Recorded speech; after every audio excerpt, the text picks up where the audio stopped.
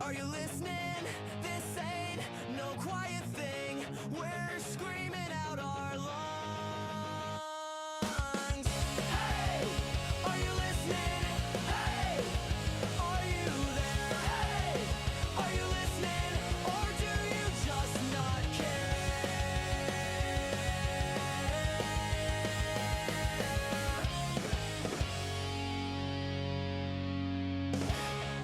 Well, hey, are you listening? This is a podcast exploring the past, present, and future of Christian music.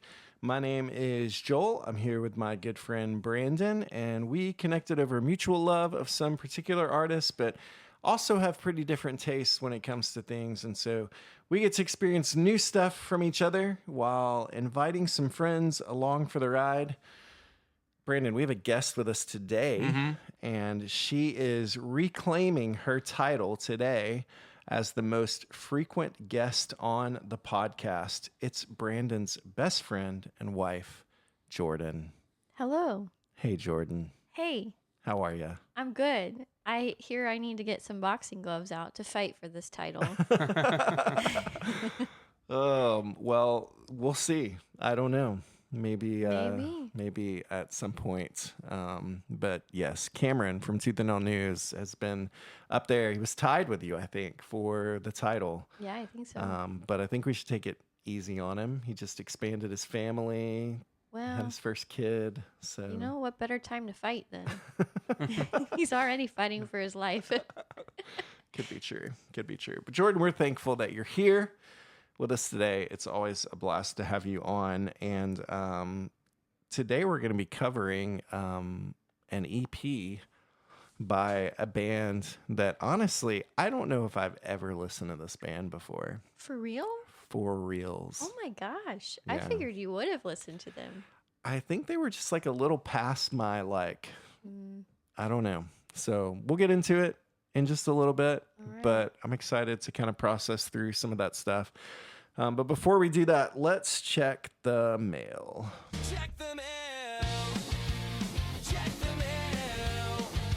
Who, what, when, how, why? Check the mail. All right, today's question comes to us from an anonymous source. And here's the question for today. What's an album or artist that you haven't spoken about much on the podcast that has helped shape your faith personally? Probably John Rubin. Keywords that you have not talked about. Yeah, you got to dig deep for this one. Find someone that you haven't maybe mentioned a lot, but still has been pretty influential for you in this whole scene.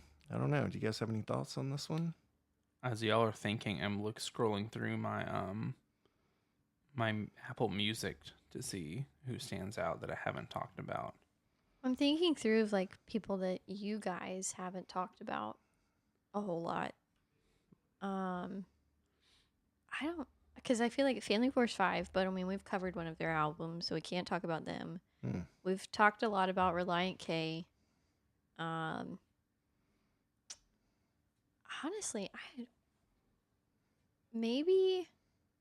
I'm going to say maybe like 10th Avenue North, Okay. because you guys haven't talked a lot about them. That's a good choice. I don't know if we've ever even said their name, maybe. I think they have been mentioned on the podcast, but I can't remember. tell us about 10th Avenue North. So they were actually one of the first Christian music concerts I went to. It was one of like a free concert put on by the radio station at a local church. And I don't even remember what church it was. But we went and I had heard them on the radio and I was like, oh yeah, I like them. And then after going to the concert, I was like, oh man, I really need to dive into this band. And like I started listening to them more regularly. I got a couple of their CDs and listened to them. And I feel like it has like kind of shaped my faith because a lot of their song lyrics are about Jesus and God. And I started listening to them in high school, and or no, I think maybe even middle school. I think like 8th grade, maybe. Mm. 8th or 9th grade was whenever I went to that concert. So I feel like that kind of like spurred my love for Christian music. Mm-hmm. So I'm gonna say them. Yeah, I think it's a good choice. Yeah. I like that. Go ahead, Brandon. Dead air. They both took a breath in and Um, stared at each other. I think for me, it's like it was like a brief time, but I saw the first Winter Jam I went to. They had Sanctus Real there, and they just had the Face of Love album come out. And I remember it being one of those albums that, like, I took it home and I just felt like it was deeper than a lot of the stuff I was listening to. Like, it was kind of stuff that I would Yeah. listen to and be like, well, I don't know if I agree with what like they're saying. So like it made me kind of like look at, well, what are they saying? And it wasn't like I think that they're saying stuff wrong. It was more of like, well, I think that they know what they're talking about, but what do they mean by that? So I feel like that album, I remember just kind of being like, oh man, this is really cool and just making me think through a lot. Yeah. So I feel like there was this period of like maybe like 6 months to a year where I felt like Sanctus Real is a band that I didn't really follow them a ton after that. I feel like they kind of went down a path that was a little more like radio friendly than what they were doing. But I feel like that Face of Love album is definitely an album that like started a lot of kind of questions and getting the wheels turning. Yeah, that's cool. I'll mention a couple of artists. There are probably so many that I could go back to. A couple that I haven't mentioned a lot. I may have mentioned one of them, but the one that I may have mentioned is Sandra McCracken. Mm-hmm. And so Sandra McCracken is sort of like she's a folk singer, but kind of a modern day hymn writer. But man, she's just written some amazing songs. One of her records that came out like about 20 years ago, I think 2005, that was huge for me was an album called The Builder and the Architect. Mm-hmm. And that album's probably, it's super up there for me and has resonated with me really deeply. The lyrics for a lot of songs, she took lyrics from like hymns that were written in like the 1800s Mm-hmm. and took them and put those lyrics to like more modern kind of folky music and then wrote some things herself. But there's just some really beautiful songs on there and a deep theology. And so Sandra McCracken's definitely up there for me. Another one that I would say would be the Welcome Wagon. You guys ever heard of the Welcome Wagon? Mm-mm. I think I've heard you talk about them before. So they first came out on, so Sufjan Stevens has a label called Asthmatic Kitty. Mm-hmm. And so their first, I know it's great. Interesting name. Their first release came out on Asthmatic Kitty, I think, and their first album was called Welcome to the Welcome Wagon. Mm-hmm. And it's a husband and wife duo. And Thomas Vito, I think Vito Aludo is the guy's name, and at least he was. I don't know if he still is, but was like a pastor in New York City. But he and his wife release music and really good, creative, different kind of stuff. And that first album, Welcome to the Welcome Wagon, is an album that I wore out just because it's very of the time for like the early 2000s. Well, I think it came out in like 2008, but it's very of the time for like when it came out. But it's just so good. And yeah, so those are two recommendations, and they both have impacted, I think, in pretty significant ways, the way that I think about God and worship God. So those are two that I would say. Anything else you guys want to add to that? I was going to say, I think it is interesting that when you go back and, I feel like for people listening and for us at the table, there's artists that have been with us for like the past, like 10, 15, 20 years or whatever. And then there's other artists that they come to you like in that season of life. Like I feel like for in the past year, like for Jordan, there's been a lot more of kind of like I would say maybe like the praise and worship has been a little more like present, whereas like in the past it would have been like, not really listening to it.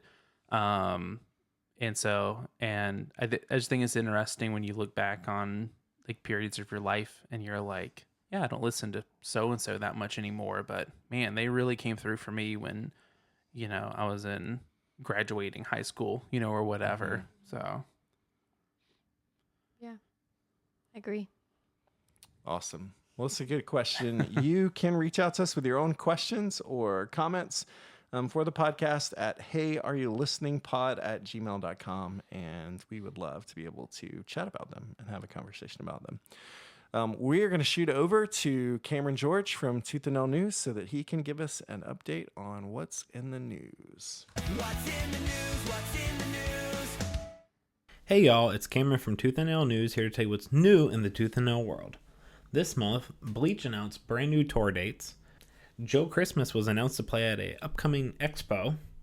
King's Kaleidoscope teased their album Asaph's Arrows on vinyl. Too Bad Eugene released their album Moonlighting on vinyl for the first time, as along with Dogwood released 3 different releases on vinyl, 2 of them for the first time. Squad 5 sadly announced their final show. POD announced that they have a new album in the works. Ethan Luck released his new album, Give Up the Ghost, along with Officer Negative releasing their new EP, Fight. 10 Killer announced their new EP that is on the way, called 10IC. The Juliana Theory teased new music on the way. Unoriginal Vinyl once again teased Absolutes by Stavesacre coming to vinyl.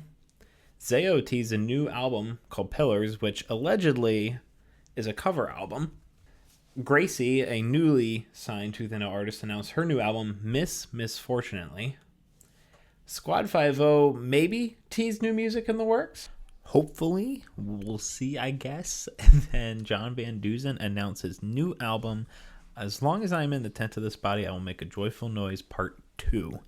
And then that concludes the news for this month. If you want to see this stuff as it's coming out, be sure to follow me on Instagram and Facebook as Tooth and Nail News. Thank you, and I'll catch y'all later.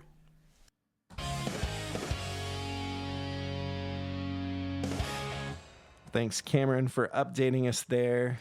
Let's play a game. Let's play. Let's play. It's time to play a game. Let's play.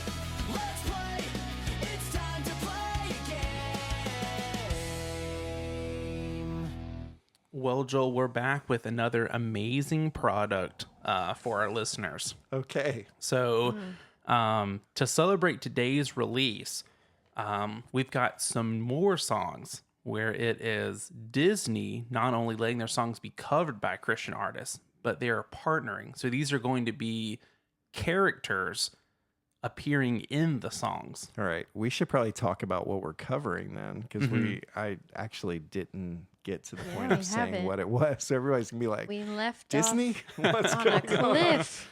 So today we're covering the Whole New World EP from Stellar Kart, which is a Stellar Kart release of all Disney covers, which this is a super interesting thing for us to cover. So we'll talk about that in a minute, but this is where you're coming from with this. Yes. So- Yes. So now that everyone's up to speed now. So what we're going to do is, Joel, I'm going to give you an artist to draw from. Okay. Jordan, you're going to draw a Disney character. And we're going to Okay. see how well it pairs with it, okay? So you guys can discuss style, or if you're familiar with the artist, feel free to throw out a track that you would like to see these people featured on. Okay. Gotcha. So I'm confused. Uh-huh. Where's the Disney character coming in to play? Oh, they're going to be Like- singing along with the song. So they're like duetting with the band on the song. Yep. So a song that this Disney character sings is going to be the song that this artist covers. Oh, they're going to be singing one of the Christian songs. Okay. yeah. So the Disney character is singing one of the artist's songs. Yeah. So, I mean, like, say Okay. that, I don't know, say Eeyore and Casting Crowns are doing one. They could sing Praise You in the Storm. that could be a scenario we see. So, Okay. That could be fitting. all right, it's up to you guys to make a really good EP for everyone. Okay. Am I supposed to take a cup or? Yeah, you can. I'm not gonna Okay. hold it for you. I don't I know. only got 2 hands. Well, 2 cups, 2 hands. All right, so who goes first? We'll let Joel go first. Okay. So I've got Jason Dunn, formerly of Hawk Nelson. I feel like this character is kind of fitting to sing with him. It's Elsa from Frozen. Mm. I feel like they're 2 like rebels. Okay, tell me more about that. I'm intrigued. Well, like Elsa, she runs away. She goes off onto the mountain to be her own person. Jason Dunn, he went off to be his own person, separate from Hawk Nelson. So The What- downfall of Hawk Nelson. What song do you think they're gonna be covering? I What feel like Hawk Nelson song? Yeah, Hawk Nelson song. Okay. I mean, I feel like the easy one would I be feel to like- go with "Friend Like That." yeah, friend like that, or like the Bring 'Em Out song. Mm-hmm. Is that the title of it? I'm terrible with title names Yeah, too. bring them out. Bring 'em out, bring 'em out. All the girls and the boys and people making noise. Now, you're? Just let me I hear guess you you're shout. picturing Elsa going a little punk, like in the Yeah, song. because then like Elsa could go, bring 'em out, bring 'em out. Mm-hmm. Pump up your fist if you make snowflakes like this. Till the lights go out. Bring 'em out, bring 'em out. Elsa. I don't know why I even try. I mean, Jordan's giving them I lyrics know, too. this is just great. Let's just keep rolling. All right, so we It's got. laying leg. I don't feel Elsa. like I have as much to say on this because You've I'm always not been out with as- other ice. I'm not as entrenched in Hawk Nelson as you guys are. So All right, we got Elsa and Jason Dunn. What are the All next right. one? all right, why don't you give us the Disney character right. first? Let's. Oh, I dropped it. Mickey Mouse. Mickey Mouse and Toby Mac. True DOG. What you got for me? Hiya, pal. True DOG. I feel like it fits. I'm pretty sure I've seen like Mickey dressed up in like hip hop gear Oh, at some absolutely. point. So that's like a Yes. thing. Mm-hmm. Which I would venture to say, like, what was it? Late 90s? Early 90s? Mickey Mouse? He had like baggy pants and the Mhm. Yeah. varsity jacket. So I definitely think it fits. Unfortunately, I don't know a lot of Toby Mac songs, so I can't. I mean, you got the goodness. Right. Yeah, Yeah. my daughter loves that. I don't really feel Mickey on that one, Yeah. honestly. Maybe Let's that's a see, you uh, problem, Joel. I'm trying to think of like the lyrics and sing them in a Mickey Mouse voice. Because you could do like, you are the goodness in my life. Hiya, pal. Okay. I think it works, though. Okay. Yeah. All right, let's see. I got my eye on it. I've got Casting Crowns. So here they this are. probably be a good one. Winnie the Pooh. Um, I feel like I'm not as familiar with Casting Crowns I songs. agree. That's Joel's favorite band. Truth be We're- heard, TBH, I don't like Casting Crowns that much. But I feel like that's the general consensus around this table. I feel like I need to be careful about saying certain things on the podcast. Listen, People read into things a lot of times. It's not, I just don't like their style of music. Hey, that listen much. to the words that we say, not the things that we Yes. don't say. I feel like my mom listening to this, she's gonna think that I'm gonna like pile on, but I think that Casting Crowns, I'm a big believer that and if we want to be honest, I think that there's some other popular bands that fall into this. That I think even every album had like 3 or so really good songs, and the rest was kind of debatable. But give me one of the most popular songs of Casting Grounds. oh, they said, give me another band that's like that, and I was like, oh, we're about to get a lot of We're about feedback. to lose a lot You of got listeners. Who Am I?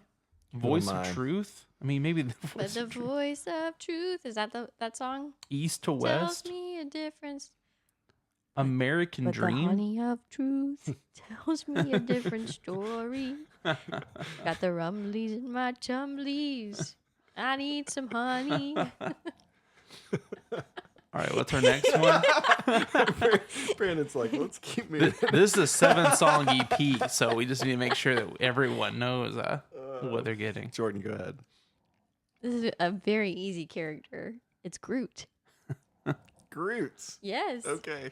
I've got Gracie. So the good thing is they both start with G and they're just one. Gracie and Groot. Yeah, Gracie and Groot. So, I mean, Groot it and works Gracie. together for sure. But Gracie's that new artist, right? Mm-hmm. Joel mentioned them, and I was playing some for Jordan I've the other only day. listened to, I think, one of her songs. I feel like it's up your alley.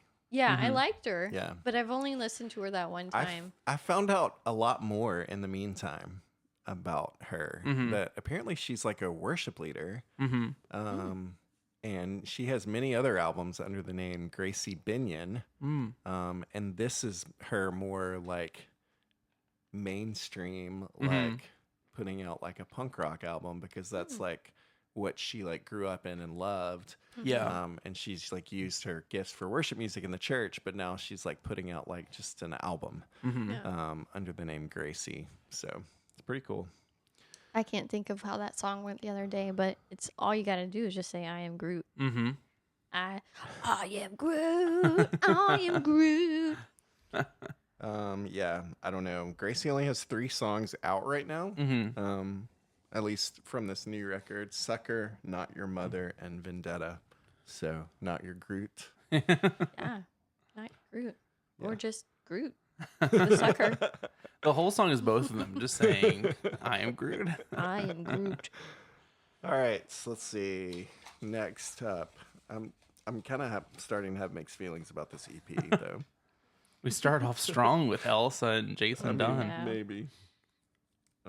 It's just the further we get into this, I'm like, I mean, don't just know keep if in this is a mind, good I idea. feel like it's pretty impressive that Disney was very creative with the art, with the Man. characters they gave us. It's true. Jordan, I've got Family Force 5.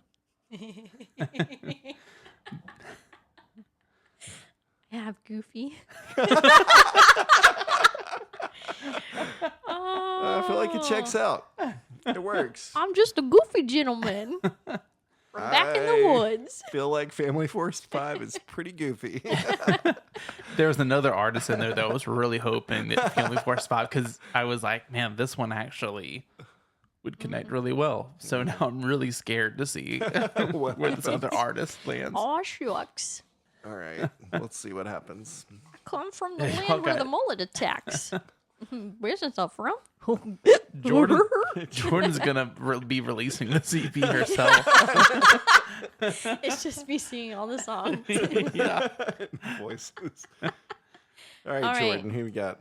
So I have the best of both worlds here. Okay. Hannah Montana. Disney, I guess. She is Disney. She She's was on on Disney Disney Plus. Channel. You made a lot of money for Disney. Matt Redmond. I don't know who Matt Redman is. He does the 10,000 Reasons. One of the like worship. OG worship 10,000 leaders. reasons Mm-hmm. for my heart to. He was one of my favorites back in the day. Let's see. I'm trying to think of. I'm trying to think of like a good Hannah Montana song to plug into that. You get the limo out front. Ooh, 10,000 reasons to worship God. My kids have just now started watching Hannah Montana. I love Hannah Montana. Like, you talk about turning a TV show into a personality. That was me. Me in 8th grade, 9th grade, 10th grade. I loved it. You are who you are because of Hannah Montana. Yes. Yeah. Absolutely. Are you 100%. still a Miley Cyrus fan? Absolutely. I have followed that girl through thick and thin. There's been a lot of that. There's been a lot of thick, but I have followed her from the get-go. Like, I styled my hair like her whenever I was younger, but then whenever she went through her crazy phase, I didn't shave my head like she did. Good for you. So, but I have always really loved her. Yeah. I'm a big fan. Awesome. Hey, I realized who the last two are, so I just want to apologize to the listeners for. Uh-oh. So good luck. Okay, I've got Need to Breathe. I have R2D2. No, I see the Family Force 5. Me, me, me, me, me,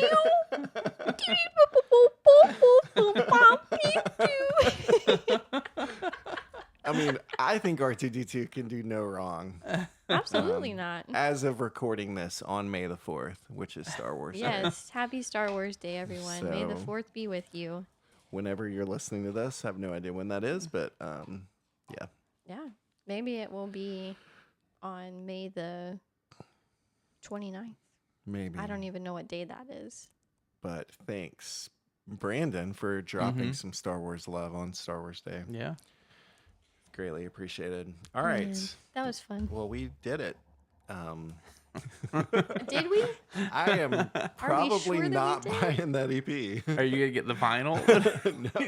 Are you going to get the one that's actually recorded by them or the Jordan version? I would much rather have the Jordan version. Honestly, it sounds Oh, better man. to me. All right, so let's talk about what we've been listening to lately. What's something that's been tickling your ears lately? Matt Carney is he released a new track the other day.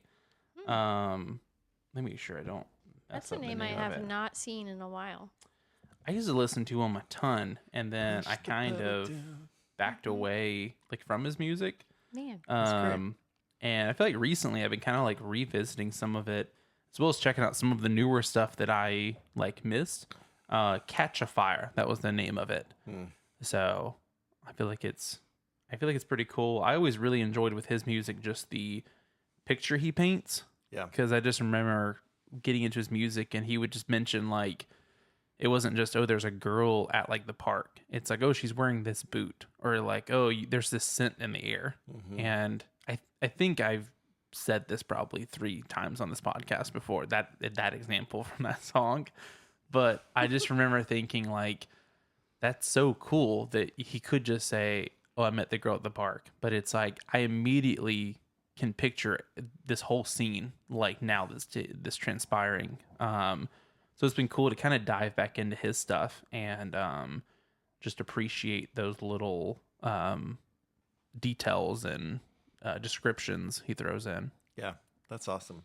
He's a good guy, good music. Yeah, I like him. Honestly, I was telling Brandon the other day, this question always stresses me out because I don't know what I've been listening to. Because I just turn on the radio and it's either What's the radio? that thing in your car that sits in the middle of the dashboard. Typically, that's where you plug in like your phone to, and it plays like Apple Music or Spotify. Right, I know what those things are. What's Yeah. the radio? The radio, it's this really cool thing. It catches like signals from different towers in the area, and it plays music. Oh, but can I pick what music it plays? Nope, you sure can't. And Oh. every like probably 5 minutes, there's a little string of ads that play for about 3 minutes. It sounds like the worst streaming service in the world. It is, but it's great. It's what our every year- forefathers listened to. Every year when they released like the Spotify Wrapped, I'm always like, oh, like last year I was like, oh, I know it's gonna be Gable Price and Friends or Calling a House. I know those are gonna be like, who's gonna be number one, and then hers will be like number one artist. It's like R&B 2004, and it's like Yeah, that's or not like even Motown an artist hits or something. Yeah, like hers is just like I think one year it was like Stevie Wonder, and I was like, I think I listened to him 3 times. one of them was like the Gable Price and Friends. It'll say like, oh, your top song, and it was like I listened to the song like 70 times, and Jordan's top song would be like, you listened to the song twice. And I'm like, what is happening? So I don't like choosing my music. I like for my music to choose me.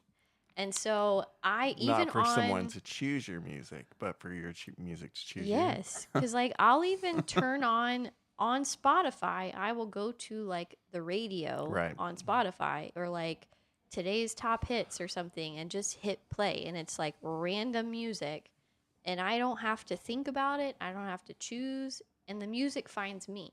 And I'll even do like a release radar playlist on there, and it's like all of the new music that's coming out and stuff.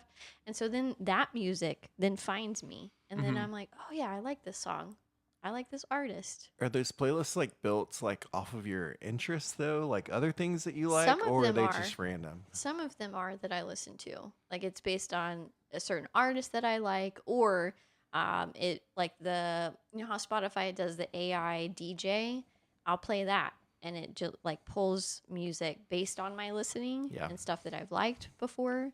But I like for my music to find me, so that's what I've been listening to, is just random stuff. Random stuff. Can't think of any specifics. No, not really. Brandon, has there been any artists that I've like mentioned a lot recently? I can't think That of any. I can't think of any. R&B hits 2020. Yeah. And what's funny too is like I play music for my patients, because if you don't know me, I'm a physical therapist assistant and I work in a skilled nursing facility. And so like randomly I work with a lot of geriatric people, so I'll put on Motown because it's kind of a general, pretty much everybody likes Motown, and I'll just play that. And so I'll have like a bunch of Motown music in my like wrapped list at the end of the year, but Yeah. I'm like, it's because my patients, that's what they listen to. Gotcha. Yeah. For me, you may or may not know this, guys, but my boy John Van Dusen released a new song, first track off of his new record that's coming out this year, entitled "As Long as I Am in the Tent of This Body, I Will Make a Joyful Noise" Part 2. Part 2. Wow. There's a whopping 20 songs that are going to be on this record. Holy moly. 18 on the first one, 20 on the second one. And so his new song is called "In All, Sustain All." And I think it's featuring the hang on, I got to get it right. I don't want to get it wrong. Featuring oh man, I scrolled way down in my Apple Music. Featuring the Salvation Choir. There's a lot of featuring on this one. He's got like an artist on almost every song with him, which is kind of That's cool. pretty cool. So definitely. How looking long forward to is this. that album? Like how Um, long time wise would be a 20 song album? It says it's an hour and 16 minutes. No way. Yep. I don't believe that. Some of them are probably, hang on. Like 40-second songs. Just 2 seconds. It's R2. R2D2 is featured on one of them, and he's just going, Actually, the shortest track is 1 minute and 54 seconds. man. So there's no like just little like blurbs or in it. I feel like they're all like actual songs. So Man, that's crazy. John Van Dusen's very prolific as an artist. He puts out a lot of stuff. So yeah, I'm pumped. It's a great song. Highly recommend you check it out. And that record's going to be incredible. And then what I'm super pumped about is he didn't release vinyl for "As Long as I Am in the Tent in This Body, I Will Make a Joyful Noise" Part 1, because he was waiting for Part 2 to come out and then release the whole shebang, Man. Parts 1 and 2 on vinyl together. I want to challenge you to say that title 5 times fast. As long as I am in the tent of this body, I will make a joyful noise. As long as I am in the tent of this body, I will make a joyful noise. As long as I am in the tent of this body, I will make a joyful noise. As long as I am in the tent of this body, I will make a joyful noise. As long as I am in the tent of this body, I will make a joyful noise. Now that 3 hours have passed by, It's a line from one of the songs on Part 1. it's a good line. It's a great line. But dang, that's a long line. Yep, it's a great record, at least Part 1. So, all right, so let's transition and talk about what we're here to talk about today.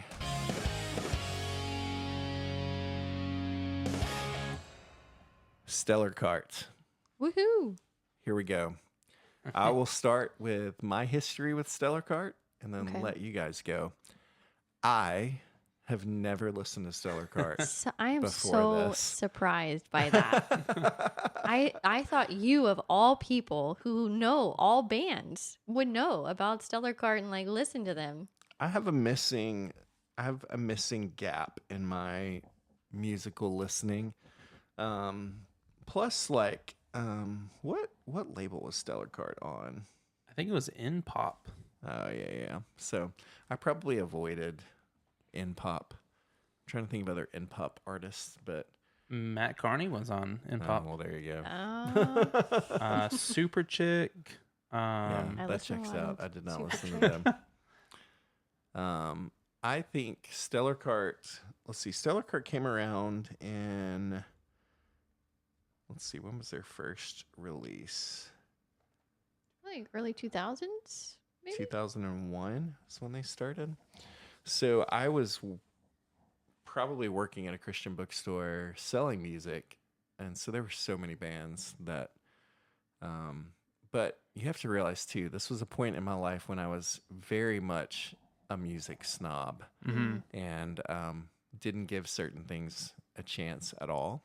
And so I probably saw Stellar Kart and was like, not my Yeah. thing, which is probably a shame, you know. But so it was fun for me to get to listen to them. So looks like their first album came out in 2005. So I would have been married for a couple of years. Yeah, it fits that I wasn't listening to a lot of Christian music at that point in my life. So yeah. Yeah. What about you guys? Stellar Kart. Brandon, do you want to go first? Yeah, for me, I never really listened to their stuff. I just remember seeing them. They were at a concert I went to. It was Stellar Kart, Ryan Stevenson, and Kevin Max's Audio Adrenaline, and they played in North Charleston. Okay. So I remember like hearing them and being like, "Oh, this music's pretty good," but then I never went and listened to them again. Yeah. The end. So we're not that far off from each other. Dang. Man, I'm out here in the cold by myself. How did we get here? I love Stellar Kart, but like that was my scene, like the punk rock type artists like that. That's what I listened to in high school. And so whenever they came out, like they had a couple of songs on the radio back then. And that's whenever like I first heard them on the radio, that radio thing again. Yeah. And then that's whenever like I would YouTube a lot of different artists that I would find, and I would be like, let me listen to more of their stuff. And so I would just sit for hours on YouTube and watch like music videos and stuff that they had released on there. And I loved Stellar Kart because that was kind of like around the time whenever they came to North Charleston. I think I went to that concert too. Did you guys know each other then? No, we did not. So you were in I the don't think same so. room at the same time. Did we know each other then? This would have been, yeah, it would have been like the second year I was at school, but we weren't like friends or anything. Yeah. We knew each other, but we didn't like each other at all, in any sense of At the word. all. Well, Brandon tolerated me a lot, but I didn't. I Tolerate didn't him. like Brandon. No. I couldn't even stand to be in the same room as this guy. So I will say my memory of this concert is I remember the first year, like no bands came to Charleston, and I was like, I thought there was gonna be concerts like every weekend here. Yeah. But then that fall, Jars of Clay came, and that's how I met The Last Bison, and then Auto Adrenaline came. So it started this trend where you'd be like, one year there'd be like all these artists I love come, and then the next year there'd be like no one. So there's these like concert droughts in Charleston. As much as I love talking about all this, I kind of want to dig more into the fact that Jordan did not want to be around you. yeah, it's true. I could not stand Brandon Lorick at all. Let's turn this podcast into something completely different. Dang. Which that's the story of how we met. I couldn't stand Brandon. So, briefly, Jordan, what was it that changed that for you? Well, so Brandon was friends with my roommate, who then became my best friend in college. They were childhood friends, and she introduced us and was like, hey, I think Brandon's a great guy. You guys would get along really well. And I was like, no, thank you, because I was interested in another guy. And all throughout college, I was set on him. I was like, that guy, he's good. That's the one for me. And then Brandon, he tried very hard to pursue me, and I was shutting it down left and right. He would sprint across the campus to then just intercede and walk me to class. But so I thought that was kind of creepy, as most people do. And I was not interested. And then I told the other guy that I liked him and I wanted to pursue something, and he did not feel the same way. So then I was like, well, God, I guess I'll be single for a while, focus on myself, focus on you. And then I went to China on a mission trip. And on the plane ride to China, I saw a guy that looked like Brandon. And I was like, dang, why have I never given him a chance? And then I started praying about it, and I spent the whole month that I was there praying about Brandon. And then whenever I got back, I texted Brandon and I said, hey, you remember that time that you bought me that birthday cake? I don't know if I ever said thank you, but thank you. And Brandon was like, whose number is this? Which I feel like it says a lot that someone texted saying, hey, thanks for that birthday cake you bought me. And my first thought was, oh, that could be a lot of different. I was like, How many birthday cakes is Brandon buying? I've bought a good many sheet cakes in my life. Who knows? So then he asked his friend Keith, whose number is this? Keith said, oh, that's Jordan. And Brandon said, nope, I'm not letting her break my heart. So I am going to keep my distance. And then Oh, how the tables have turned. exactly. And then like he had just started dating someone, and whenever I was trying to say like, hey, let's pursue something, and so he didn't want to be the bad guy. I'll give you that, Brandon. You didn't want to be mean to her and say, finally the girl of my dreams is interested. Sorry, I'm going to kick you to the curb. But then you also didn't want to be mean to me and say, nope, you had your chance. Now I'm with this girl. And so then a couple weeks went by and things didn't work out with the other girl. And so then he was like, hey, you want to pursue something? And I was like, yeah, let's do it. And so then we started dating. Our first date was actually, we were supposed to see one of the new Star Wars movies, but Fitting. it was not playing at the theater. It said it was playing online, but it wasn't. So then we ended up watching a Will Ferrell movie. Which is fitting. Makes sense. Well, Brandon is probably like, why is all of my personal life being aired out on this podcast about Christian music right now? But this is what the people want to know. So It Jordan, is. That's The what they juicy wanna know. details. thank you for sharing a little bit of your history. Anytime. My wife will probably never come on the podcast, and so I'm a little we safer. need Emily to come on. Who knows? Maybe for like Michael W. Smith. Maybe. You might She does could have get good her on. musical taste, though. She's So phenomenal taste. I Why really doesn't like she to wanna hear come her on? talk about bands because it's always Yeah. like Joan Zetta. She'd be like, "Oh, those boys were just so cute playing their little music," and it's just always so funny. Yes. And, I'm like, there's never been a band that I've been like, "Oh, those boys are playing their little instruments." I was like, I've never had that relationship, and I feel like I never will have that relationship. No. So. Oh, I love that. And it's so funny, too, because, like, bands that you would not expect Emily to like or even know about, she's like, oh, yeah, I love them. And then she lists, like, 5 or 6 songs that they sing. And it's like, how do you know about them? I mean, she's married to me. That's true. But she's very cultured. Yes. And very awesome. And so Charlotte, my daughter, went to a birthday party recently, and they were doing like karaoke, and like none of the kids knew any of the songs that were there. What a shame. But the other dad was like, hey, your daughter knew like every song that came up. Yes. And I'm like, Way to go, Charlotte. I've done something right Yes, in this world. absolutely. Sometimes Charlotte too, she'll surprise me because Yeah. I'll talk about a band that's like an older band, and she's like, "Oh yeah, I know them."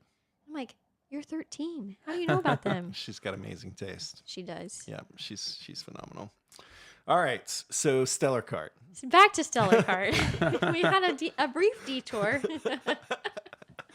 Here we are. And we've decided to cover this EP by Stellar Kart.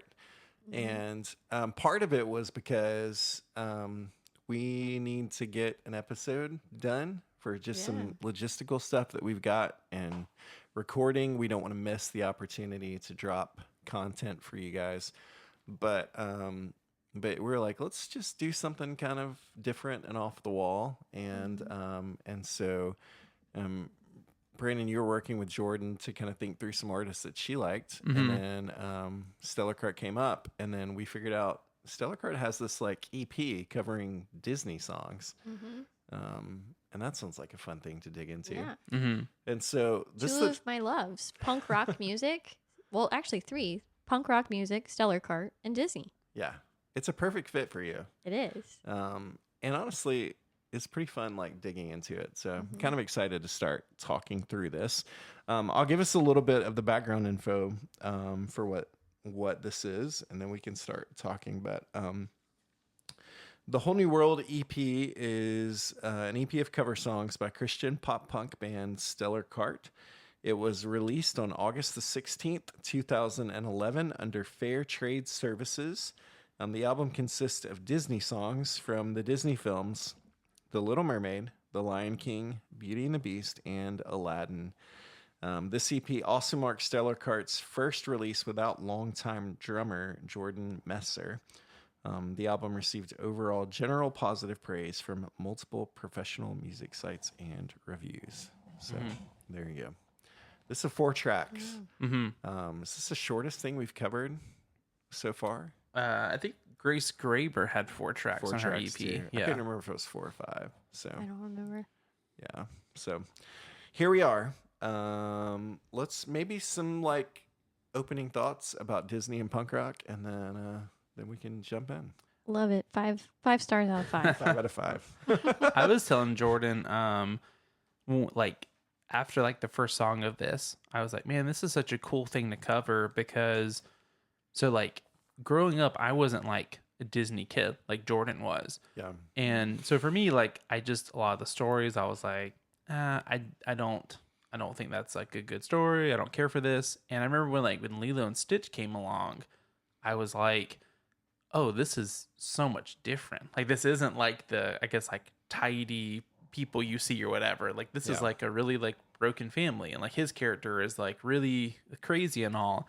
And so for me, like this kind of stuff growing up, I thought it was so cool when people would do stuff like that. And I feel like you start appreciating stuff sometimes when it's covered by someone else. Yeah. Like I think today, like there's artists out there that like, I mean, they can be like country or they can be a rock star or whatever, but they take a song that you'd be like, oh, I don't listen to like jazz or I don't listen to whatever, but then they put their spin on it and you're like, oh man, that's a really cool story. Like I've never taken the time to listen to it. And so for me, I was excited because I don't know if you guys agree or not, but I feel like whenever you're doing a thing like this, if you're going to cover Disney music, I feel like you either need to go the route where you just do like piano covers or you do like punk rock. Like there is no like middle ground of being like, oh, let's make this like pop or I don't even like country. I feel like these songs would be weird if it was Right. Yeah, I feel like a country would not do well. Yeah, I do think that like punk rock's the right context for this. But I think even in that, there's the risk of it being really samey still. Yeah. Because if you just take the songs and say we're just gonna do some palm muted chords underneath it and make the drums fast, like you're not really changing much up. And so I think that you have to be careful of saying like, oh, well, like, is there still creativity at play? And so we'll see as we get into it. I was going to say, even I think like movies they remake nowadays, it's kind of like if you choose a movie they don't really know, then okay, are people going to show up or not? But then when you choose to like do a live action of a movie like Beauty and the Beast, Yeah. you run the risk of a lot of people being like, we love this. So there's a lot of ways you can go wrong with it. And I feel like covering, like, I mean, I feel like Jordan, or maybe even you could like speak to it with like your kids watching Disney movies, but I feel like at least 3 of these are like really like, I feel like popular and well-known ones. Like I feel like the last song, I don't maybe like hear that as much, but I feel like all these other ones I've heard like thousands of times. Brandon, That's that's literally the Lion King. it's literally an Elton John song. Yes. Oh, well, when I think of Lion King, I think of like the Kakuna Matata. Hakuna Matata? Yeah. I was gonna get into this later. gosh. You know what's funny about that is I was sitting next to my daughter last night as I was like listening to this in my headphones, and then I was like, "Hey, look at what we're listening to cover on the podcast," and she was like, "Oh, this is so cool, Disney, blah blah blah," and then I got to the last one, which is "Can You Feel the Love Tonight." And she's like, "It's interesting that they picked this song." And I'm like, "What do you mean?" And she's like, "Well, I don't think it's like a popular song off of the soundtrack." And I'm like, "I'm pretty sure like this is the song from The Yeah. Lion King." Yeah. And she's like, "Well, I always think it's a la da da da." What? It looks like Oh my the gosh. teenagers of America have Brandon's back on this one. So I would say like Circle of Life would be Okay, maybe Circle of Life's a big one. maybe the next big one, but Can You Feel Love Tonight? That was like they recorded it with like the voice actor singing it, and then for the end credits, that was the song that Elton John sang. So like it was like in Mulan whenever they sing I'm blanking on it, but like the song is in the movie, and then it's sung again by like Stevie Wonder and NSYNC, maybe 98 Degrees, a boy band. Mulan, is that the yeah, I don't yeah. that I should can't have think been of the this- I game. can't think of the song that they sing at the end. I'm blanking on it. Is Jordan giving us a title and us coming up with the plot? Because even this one, I was like, I thought that "Can You Feel the Love Tonight" was from Hercules, and then "Kiss the Girl." I remember to go turn to Jordan. I was like, "Oh, I thought the Candlestick sung the song," Oh but I was my like, "Isn't it gosh, like a Brandon. crab or something?" Brandon, you need to go and watch some Disney movies. Jordan, So- what are you doing with this guy? So I have tried to get Brandon to watch Disney movies, but it's a psychological thing because Sunday nights were when Disney movies aired on TV is like Yeah. the family movie night. And Brandon has a lot of anxiety. And so as a kid, he like meshed the two together. Like, oh, Disney is playing on Sunday night. I'm about to have a week of school. Yeah. And I've got to wake up early every day, and I'm dreading it. So then it's got the existential dread tied to Disney. It's like Aladdin. First time I ever had the flu, I remember watching that. So whenever I see that movie, I just imagine, I remember just laying in bed and being like, keep this bucket near me.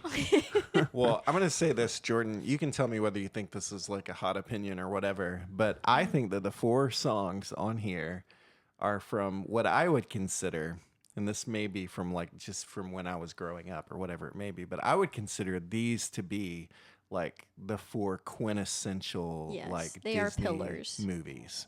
I would These agree. 4 movies. Yeah. And these songs are super core to that. Yeah, because it's The Little Mermaid, Aladdin, Beauty and the Beast, and Lion King. And they all were in the same run together Yeah. right there. Yeah, because they were all released in like the late 90s, early 2000s, or through the early 2000s, like that. Or no, I think they were all 90s. They probably Late were, 80s, yeah. early and I 90s. feel like when I was like middle school and high school is Yeah. when these were coming out. So Yeah, because I think Little Mermaid was like 89 whenever it was released. That's the quiz. When was this Disney movie released? Brandon's like, this is not what we're here to talk about today. so- 1832. all right. Well, let's just get into it. And we don't want to turn this into a Disney podcast, but Maybe we do. maybe we do. So we'll kind of go track by track. I will ask this, Brandon, just kind of getting started. you were at least like familiar with these songs though before this, right? But yeah, I knew Be Our Guest. And then, I knew one of the songs. like, once they played, I just couldn't remember the character that sung them, But you recognize the songs. except for the last one. You didn't recognize Can You Feel the Love Tonight? No. If you would have told me going into this, there's an original song on this, I would have completely believed you and said, oh, okay, they wrote this. Oh man, oh man, Brandon. But if I'm they put so a sorry.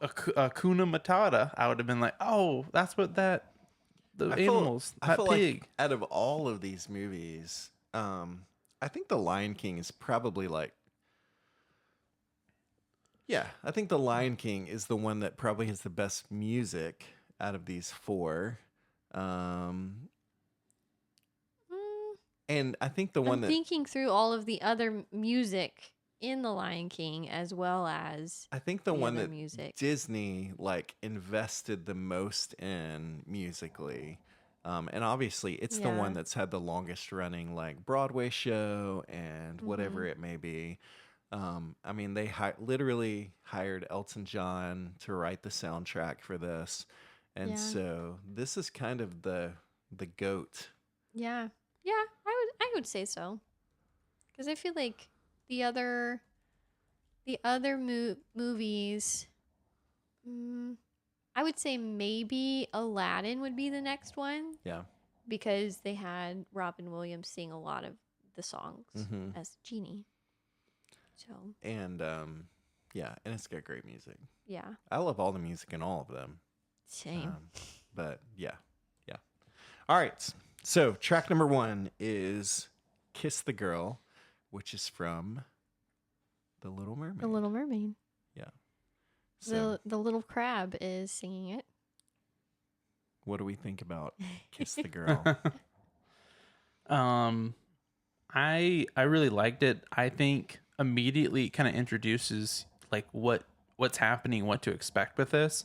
I mean, I think like as someone, like I said, going into it with Stellar Kart, like I wasn't really sure like how much like punk rock they were, or even that kind of genre. I feel like, we've talked before about like punk and punk rock and all like punk pop, all that stuff. It's very broad.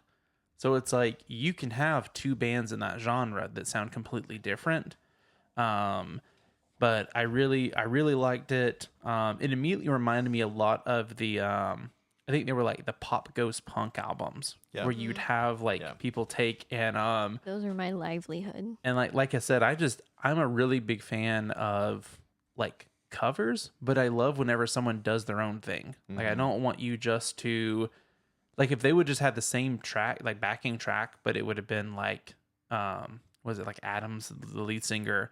Like if it was just his voice over it, I would have been like, okay, that's just your voice. But I feel like this gives a lot of their character to the songs. So that was a really, really good opener for it. Yeah, I liked it, but it honestly was not my favorite. On out of the 4 songs, but I feel like I did like the guitars on it, and how I feel like it starts off slow in the movie, the original song. It starts off kind of like ballady, and then it builds up into a little bit more of like an upper tempo song. But I feel like with this one, it started up tempo and it carried through. Yeah. Yeah. Yeah, I like how when the song started, I didn't know what song it was. Like if I didn't have the title in front of me, I would have had no clue that it was Kiss the Girl, right? Yeah. The guitar lines and everything were something completely different and unique, and so I thought that was cool. And there were things that I liked. There was kind of like a drop to the chorus, like just chord wise, that I thought was fun in the beginning. Overall, I think though, like this one, like was a pretty safe cover outside of that. Like it doesn't do anything super creative. And so I think that it was a good kickoff to this. And I want to say this as nicely as I can. I don't so this is probably my least favorite track. That's not necessarily a bad thing because I still enjoyed it.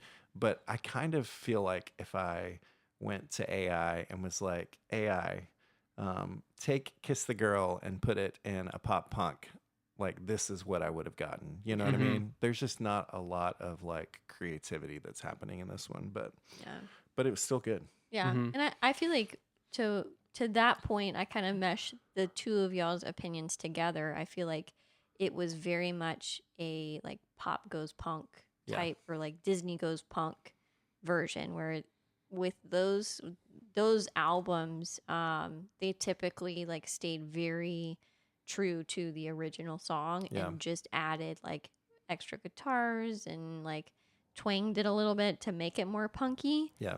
So it's kind of like that sort of version of the song. Yeah. Yeah. Here's a question for you, Jordan. What if they replaced this song with Under the Sea? Do you feel like that would have been a cooler song to hear? Probably. Because I feel like then you've got like all of the different fish that they're talking about in the song. I feel like that would be fun to like like say all of that in a punk way. Yeah, with some guitar, like heavy guitars and like drums going.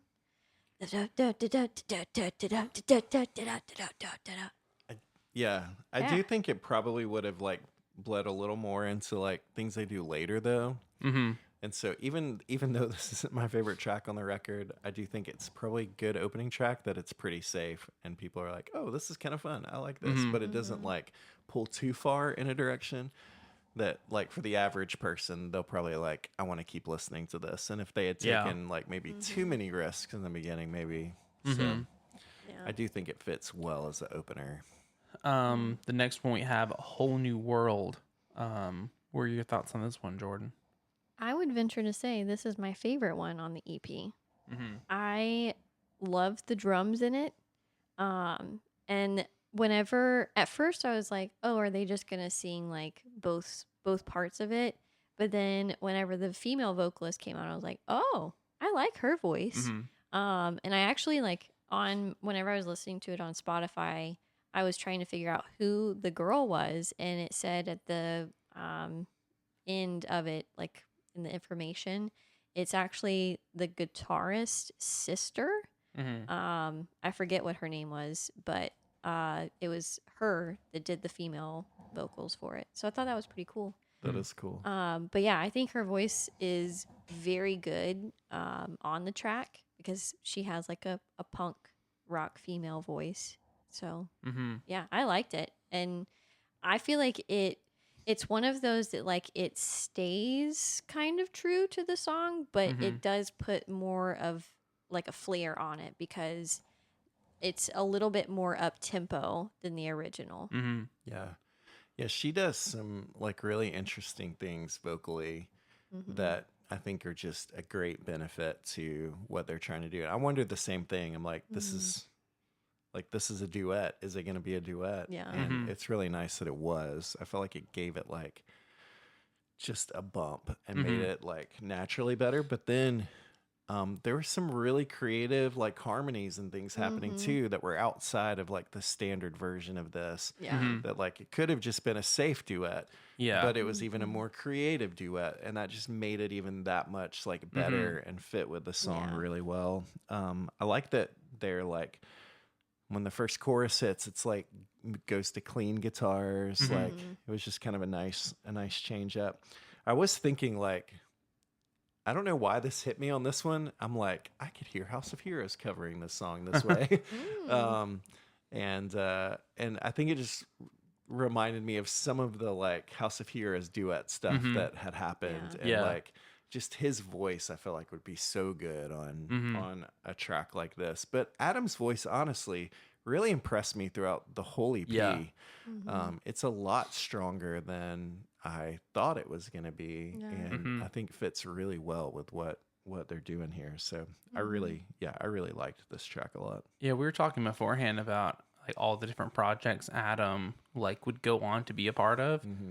And I feel like it's weird that out of all those bands, I feel like this is the first time I've sat down and actually like listen to his like voice. Yeah. Because with everything else, I was like, oh yeah, I don't, I don't think this is gonna be up my alley.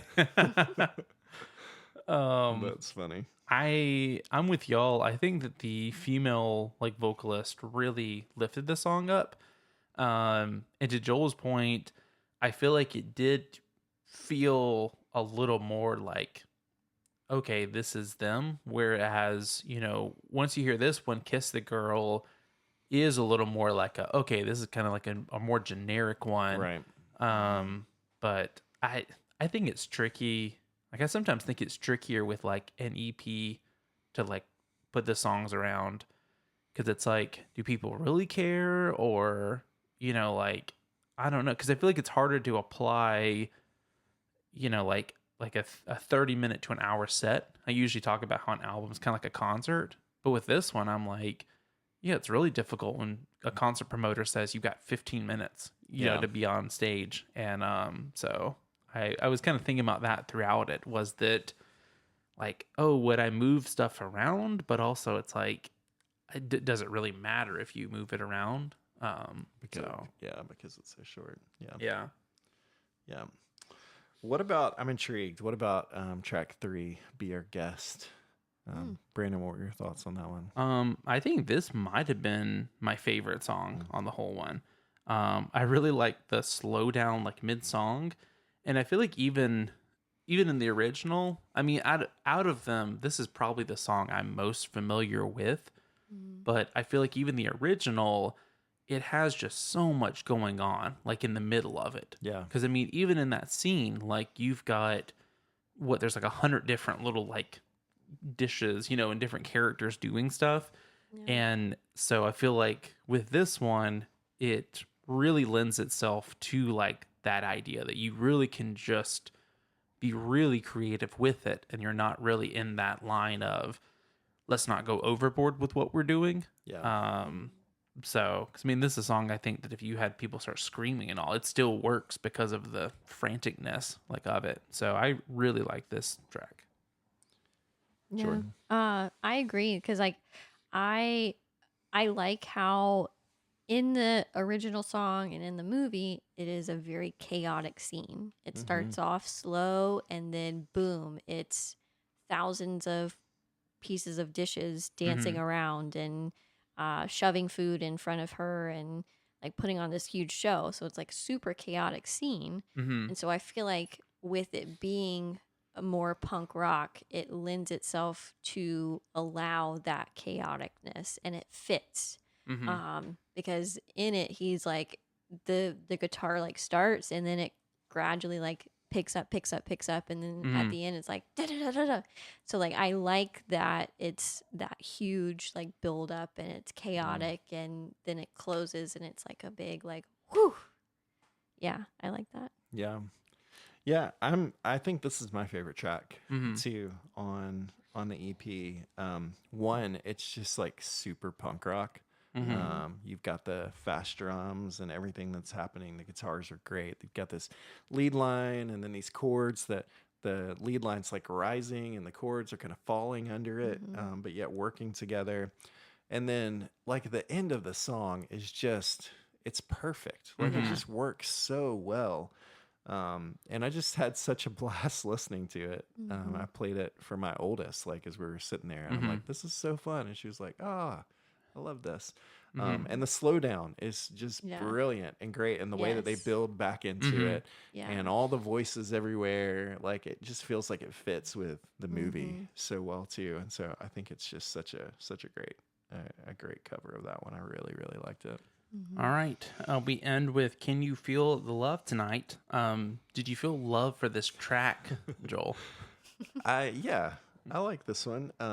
It's a change of pace, like for the rest of the EP, right? They slow things down a little bit, but it fits the song, and I feel like if they had tried to punk it again, it probably wouldn't fit the song as well. But I think that it still works because most punk rock bands are still going to have a track like this on an album, right? And so I think it fits well. It still feels right in the midst of it. There's clean guitars there that I like. There's a good guitar solo. Yeah, I think it was kind of a nice way to wrap things up. You could probably argue with its placement, but again, I think with 4 songs, it's just kind of like Yeah. it is what it is.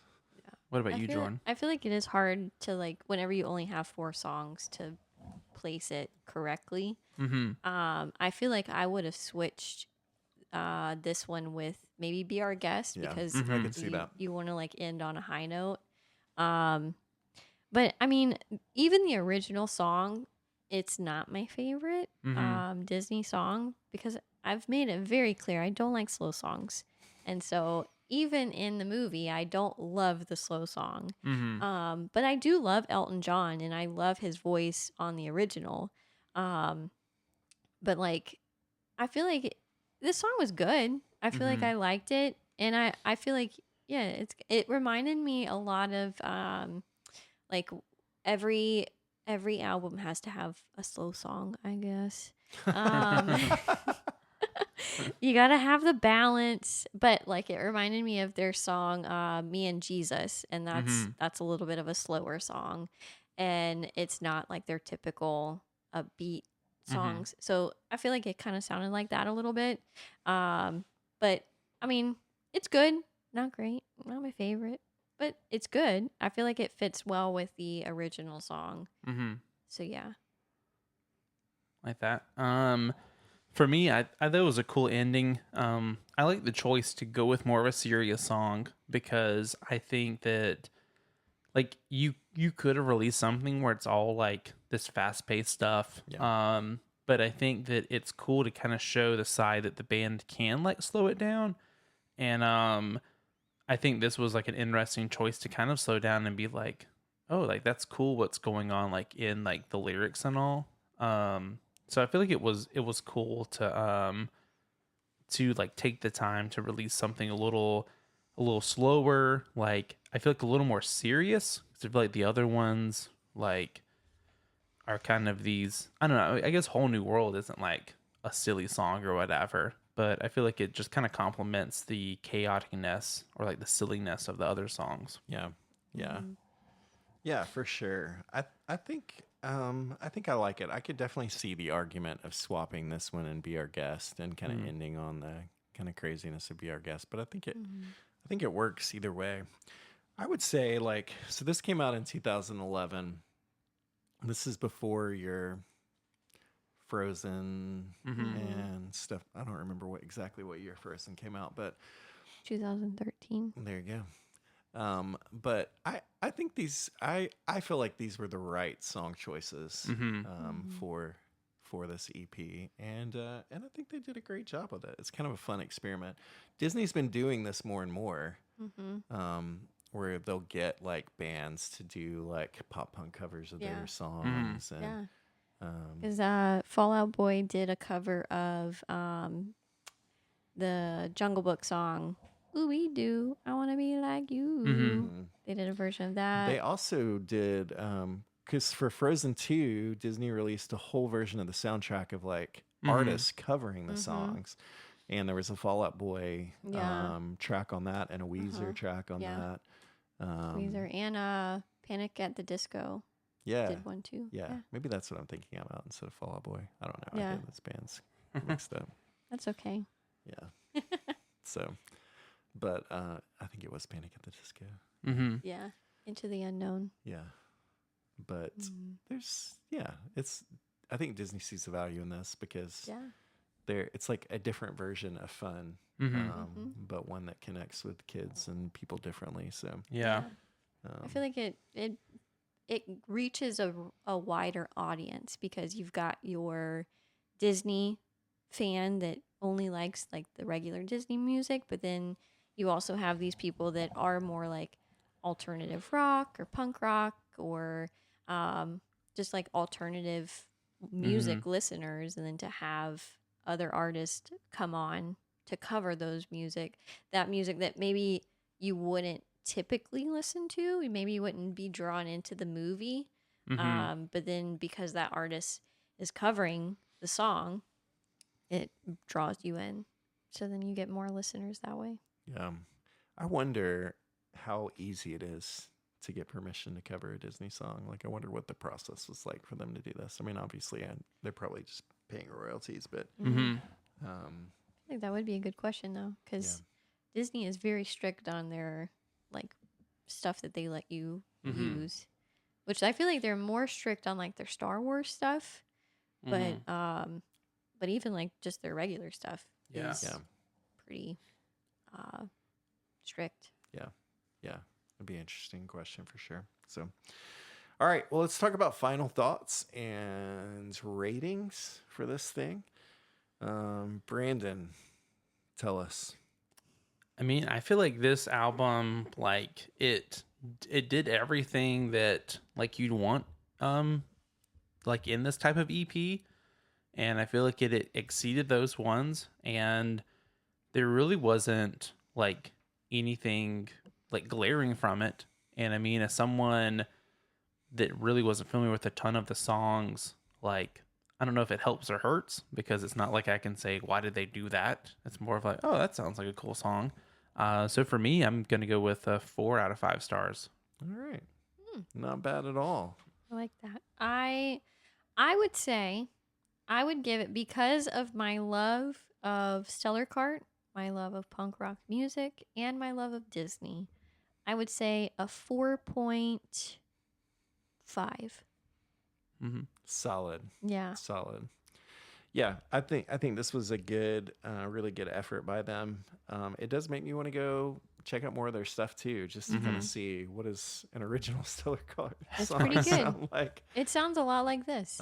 So I'll definitely go check it out. But I think for me, when I did all the math, then it came out to a 4.125. So I'm somewhere in between the two of you. But yeah, I really enjoyed this. This was a lot of fun. I could see this. I could see these songs ending up on playlists. So maybe I'll do my own Disney alternative playlist. That's going and, to be a good one. Throw all these on there. So Do it. There's a lot of good stuff out there. yeah. Yeah. Yeah, I'm gonna start working on that now. Mm-hmm. So that'll be fun.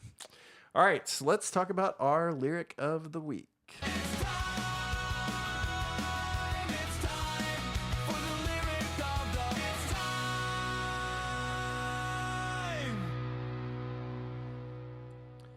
So in going through the songs, I felt like I found some lyrics that to me they reminded me a lot of Starflower 59 because I was like, I could see this being one of their songs. So I went with, this is from Be Our Guest. Oh, you should have let me guess which one it And then it goes, it's 10 years since we've had anybody here, and we're obsessed with your meal, with your ease.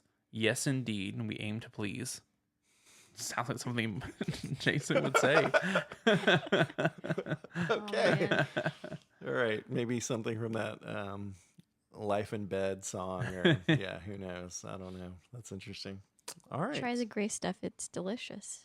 Yeah. That should have been the line. So many. I thought from what you said earlier, you're gonna pick something from "Can You Feel the Love Tonight?" Yeah. That was You're the first one. Serious. It's enough like, to make kings and vagabonds leave the very best. Yeah. That was my first one, but then the more I thought about it, the more I was like, I don't know if this song is as good as I think it is. You pick lyrics written by Sir Elton John or lyrics by I don't even know. I who don't wrote even it. know who wrote Be Our the, Guest. the Candlestick. Lumiere. Obi-Wan Kenobi. That's true. He did play him in the live action Beauty and the Beast. There you go. What is it? Ewan McGregor. I never know how to say his Ewan name. McGregor. Is it Ewan? One Yeah. of my faves. Yeah. Yeah. He played Lumiere in the live action Beauty and the Oh, Beast. that's interesting. I don't think I realized He did that. a really good job. He did a really good job. He did. It was a good Emma movie. Watson's in that movie, right? Yes, she Yeah. plays Belle. Yeah. It's honestly a lot of people did not like the live action, but I liked it. That was a really early live action movie, right? Yeah, it was. Yeah. I think maybe one of the first I think ones. Cinderella maybe was like the first Yeah. one. I think Cinderella was the first one, and then Beauty and the Beast was next. But I feel like because Cinderella has had live action movies before, Yeah. people weren't really like, "Oh, I don't like this," because it's already been done. Yeah. But Beauty and the Beast had never been done, Yeah. so I a thought lot Beauty and the of Beast was good. Favorite live action Disney movie? Ooh, They're controversial, no doubt. how can a mother choose her favorite? I honestly, there's They're not I- all good, Jordan. they are all good. They're not Wait, all name good. one that's not good. They're not all good. What's one that's not good? Now I'm putting you You're on the gonna spot. make me do this? Yes. You're gonna make me say this out for the world? We to- almost got through the whole episode without a controversial opinion. I don't know. There was that casting crowns thing earlier. Man. See, you like pin me down, and I'm like, I can't really decide. I will say, I actually really liked Aladdin. I live liked action. Aladdin. It was maybe my favorite. I don't think that I really loved the live action Lion King. That's fair. Yeah. I loved it. I liked the sequel Yeah. better than the first one. I did like the sequel. Did you watch the Mufasa one? Yeah, that one. That's what I'm saying. That one's a prequel. Oh, the prequel. Okay. Well, Yeah. I like the prequel better. That one was really good. Yeah, it was. Yeah. So, I like them all. so maybe the Lion King is my yeah. answer to that. But I mean that's fair. I feel like a lot of people feel that same way because it's computer generated animals. Yeah, Yeah. But I liked it. it wasn't bad. Yeah. Aladdin's great. I loved Aladdin. Yeah. I loved And I like the new songs in Aladdin too. Yeah. And I think that's some of the sticky stuff is sometimes the Yeah. new tunes they put yeah, in. the new songs, and then whenever they add in scenes Yeah. that kind of explain stories a little bit more or add more detail, more elaboration on things, I feel like people are like, whoa, you're changing it. But it's like, it's making it better. It's enhancing it. It's not like it's taking away. Mhm. So, because that's how, like, Beauty and the Beast, they added in that whole scene that explained why the townspeople sing the same song every single morning and they think that Bella's the weirdest girl ever. Yeah. It explains it in the movie, Right. but in the cartoon, it doesn't explain that. So, I would venture to say that maybe the live action is a little bit better than the cartoon. Controversy. Yeah. Beauty and the Beast is a great one. So Mhm. I will also go down as saying I like Mary Poppins Returns Yeah. a lot. Yeah. So I think Emily Blunt is amazing. yeah, So, she can do no wrong for it's me. a solid. And I say that as a huge Mary Poppins fan. Yeah. I love Mary So, Poppins. yeah. I think Julie Andrews and Dick Van Dyke can do no wrong. You can't really beat that pair. Like No. phenomenal. Yeah. Yeah. Man.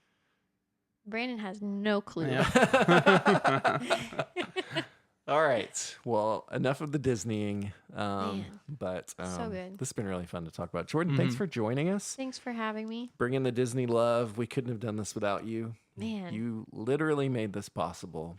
I guess I did. So my pestering about Disney. Yeah. It got me somewhere.